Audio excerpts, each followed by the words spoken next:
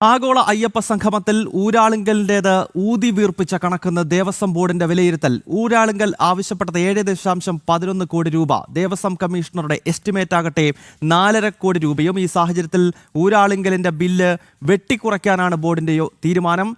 Devaswom board യോഗത്തിലാണ് ഇത്തരമൊരു തീരുമാനം ഉണ്ടായിരിക്കുന്നത്. പ്രശാന്ത് ശങ്കരമംഗലത്ത് തിരുവനന്തപുരത്ത് നിന്നും ചേരുകയാണ്. പ്രശാന്ത്, ഈ അയ്യപ്പ സംഗമവുമായി ബന്ധപ്പെട്ട് വ്യാപകമായ തട്ടിപ്പും വെട്ടിപ്പും നടന്നു എന്ന കാര്യത്തിൽ ഇനിയും സംശയമില്ല. അത് കോടതി നിർദ്ദേശത്താലുള്ള ഓഡിറ്റ് റിപ്പോർട്ടിൽ തന്നെ ആ കാര്യം ചൂണ്ടിക്കാണിക്കുന്നതാണ്. ഇപ്പോൾ ഈ ഊരാളുങ്കലുമായി ബന്ധപ്പെട്ട് നടന്നിട്ടുള്ള തിരിമറിയുടെ വിശദാംശങ്ങൾ പറയും.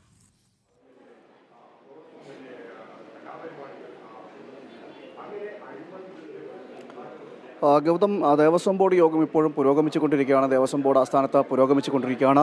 അപ്പോൾ നിലവിൽ മനസ്സിലാക്കാൻ കഴിയുന്നത് ഈ അയ്യപ്പ സംഗമവുമായി ബന്ധപ്പെട്ടതിൻ്റെ നടത്തിപ്പ്, ആ നടത്തിപ്പിലുണ്ടായിട്ടുള്ള കരാർ കമ്പനികളുടെ കണക്കുകൾ ഊതിവീർപ്പിച്ച കണക്കുകളാണ് എന്നാണ് ഇപ്പോൾ ദേവസ്വം ബോർഡ് യോഗത്തിൻ്റെ വിലയിരുത്തലെന്നാണ് മനസ്സിലാക്കാൻ കഴിയുന്നത്. ദേവസ്വം ബോർഡ്, അതായത് ഊരാളുങ്കൽ സർവീസ് സൊസൈറ്റി ആയിരുന്നു ഇതിൽ കരാർ കമ്പനിയായി നിന്നിരുന്നത്.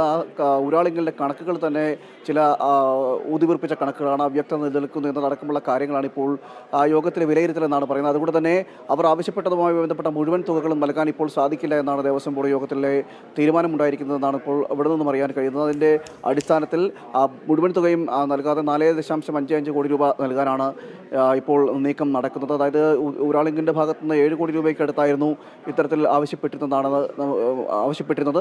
എന്നാൽ അത്തരം കണക്കുകളെല്ലാം ബോധ്യപ്പെടുപ്പിച്ച കണക്കുകളാണ് എന്നതടക്കമുള്ള കാര്യങ്ങളാണ് മനസ്സിലാക്കുന്നത്. അതുകൊണ്ട് തന്നെ ആ രീതിയിലേക്ക് പോകാൻ സാധിക്കില്ല. അതോടൊപ്പം തന്നെ ഈ കണക്കുകൾക്ക് പറഞ്ഞ കണക്കും പ്രകാരം ഇത്തരത്തിൽ പറഞ്ഞ തുകയൊന്നും അനുവദിച്ചു നൽകാൻ കഴിയില്ല എന്നാണ് ഇപ്പോൾ ദേവസ്വം ബോർഡ് യോഗത്തിലെ തീരുമാനം. പ്രശാന്ത്,